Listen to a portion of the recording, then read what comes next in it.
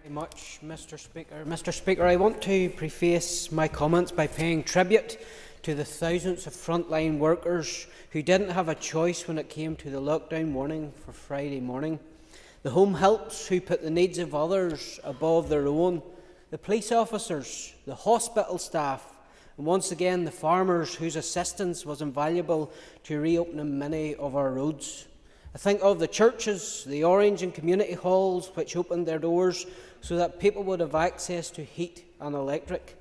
And of course, those who have been working around the clock to maintain the electricity and water supply during the storm and to repair the vast swathes of damage caused to the network since Friday morning. I don't want my next comments to take away from the sterling job those workers have been doing and no doubt will continue to do until every home has its power restored, every road has been cleared and every house is running water again. I do, however, want to give some feedback to NIE to highlight the lack of proactive information flowing to those on the critical care list. A number of my vulnerable constituents reached out to NIE over the weekend with serious medical issues, but no callback ever came.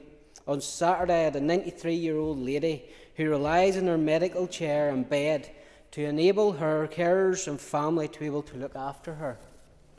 Once the batteries ran out, her medical chair wouldn't function and the bed deflated.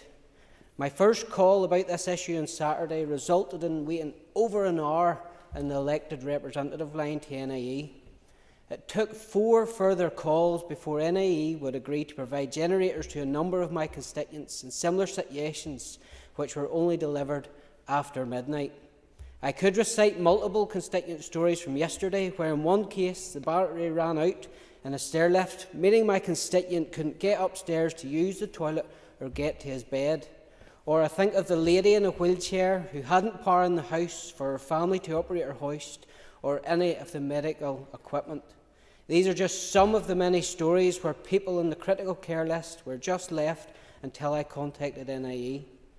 The call centre staff were very helpful, but the problem was there simply wasn't enough staff and generators to meet the needs of those in vulnerable situations.